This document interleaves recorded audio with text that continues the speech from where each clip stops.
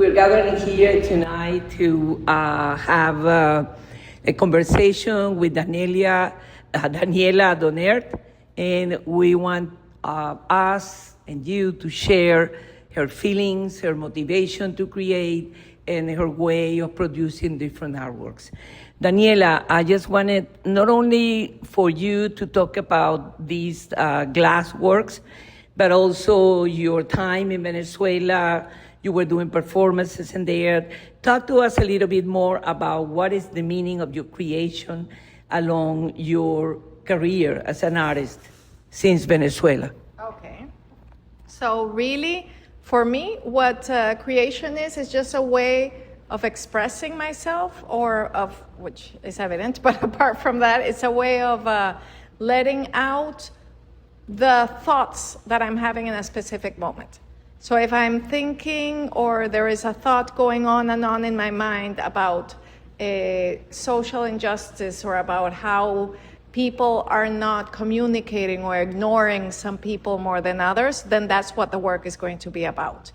And sometimes I'm not really even sure what the work is going to be about. I just start working and then I get an idea while I'm doing it. And then it transforms. It transforms the work itself, or I add or subtract things to give it the meaning. And that is applied to your paintings, to your glass, or to performances? Well, in my painting, usually it's a little bit different because many of my paintings start with when I meditate, sometimes there's an image that comes to my mind. And so the paintings come from there, from the colors that I see, because I tend to use a lot of colors. Then after one painting, while I'm doing that painting, well, you must know how the creative process is. You're doing one thing, and from there you already get the idea for the next one, and then for the next one, and then for the next one. And then if you stop, the ideas stop coming for a little while. And then once you get into it again, they come again. And so it depends. If I'm using glass with a painting, sometimes I have a specific piece of glass, and when I'm fusing it together, I see and I say, oh, this would look great with a painting like this. So if it's not ready, I prepare it. And if it's ready, and sometimes the painting comes first, and then I see something in the environment that I really like, I say, let me put some glass to show this. And how did you come to the idea of mixing up pieces of glass, fragment of glass into your acrylic paintings, or, sticking them into the color or the canvas? Well, at first, because most of my training at first was in sculpture. I received also training in painting and textiles because I went to a fine art college and they ran us through the whole thing. But within sculpture, when I started working more profoundly with glass, I wanted to do three-dimensional things.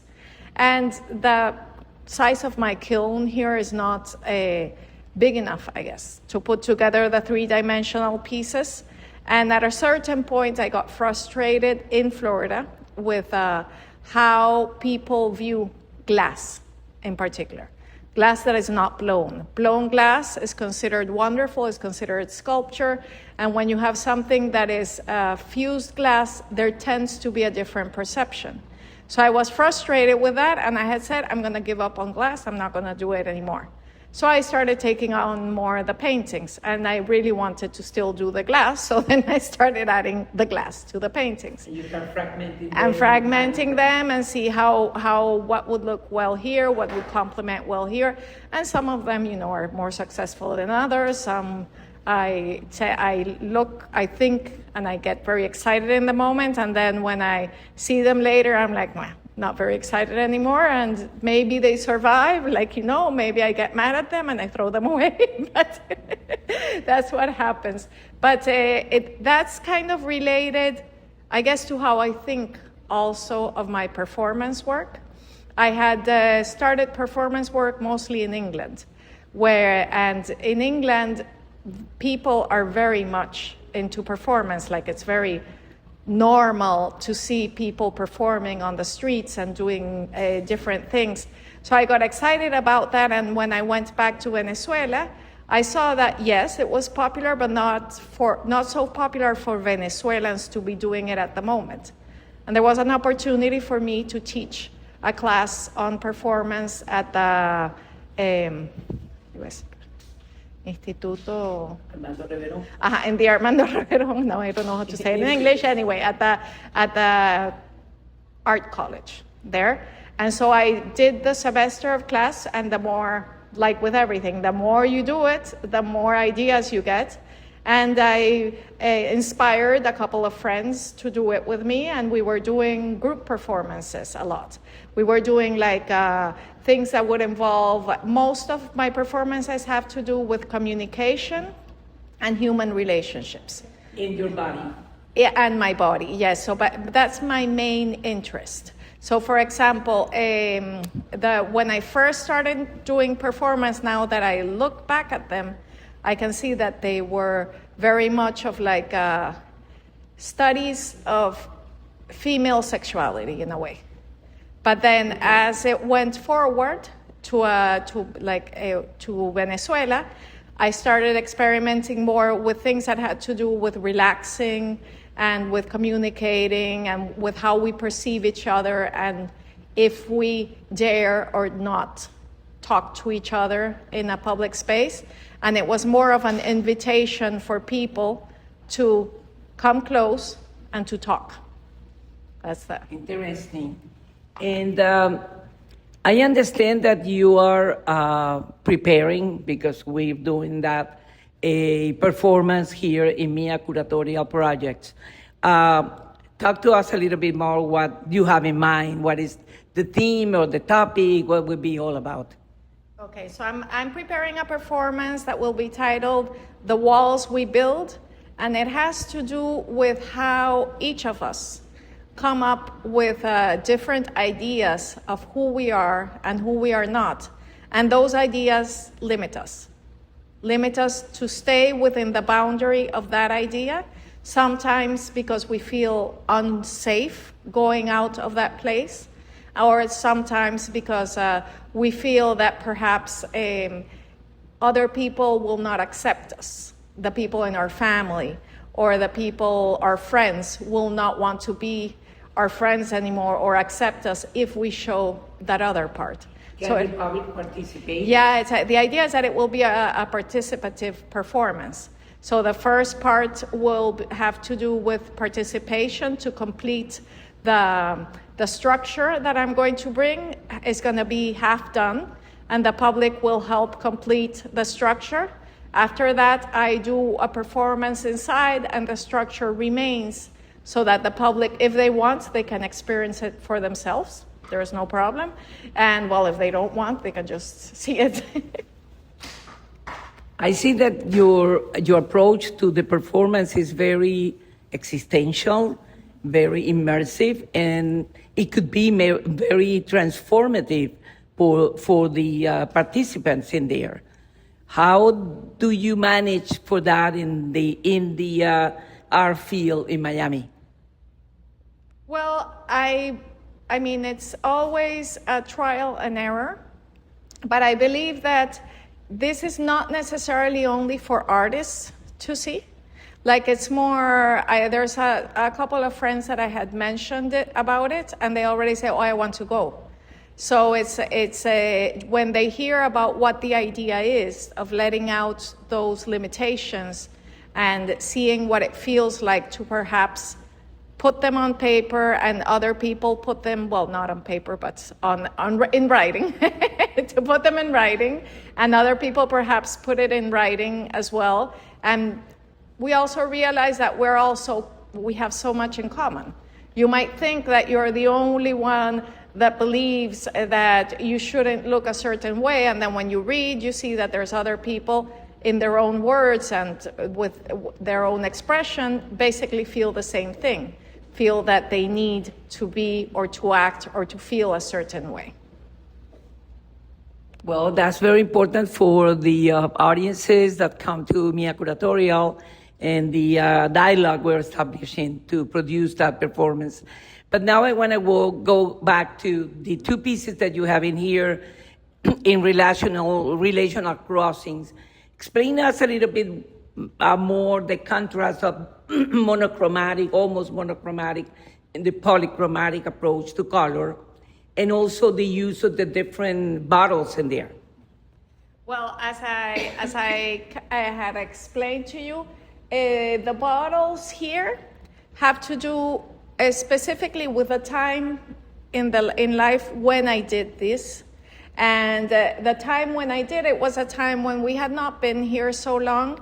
My husband was traveling a lot. He works he started working here in the US in the bottling and canning industry, which results in a lot of trips that have to do with bottling and canning beer. Interesting. And it was a time where I feel that there was a lot of drinking going on in the house. A lot of bottles. A lot of bottles. So these are all bottles that had been used in the house. Oh. Some were wine bottles. He's right there laughing, but some were wine bottles.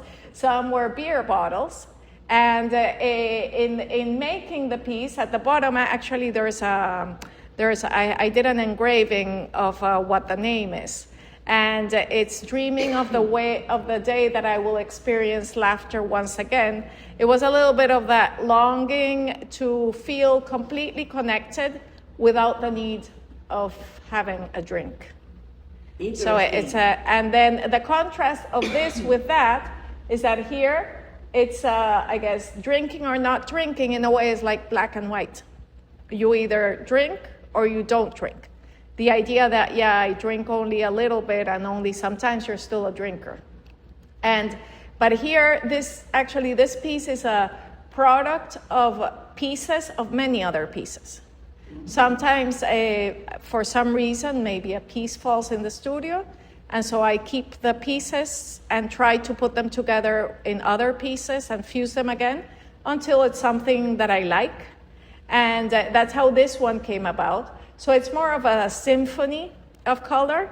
And that also had to do with the moment in life I did it, where I was spending a lot of time at the music school that my children were attending. Oh. So it was more about related to the different tonalities of music and how color and music relate, just like color and emotion relate. So it's basically that.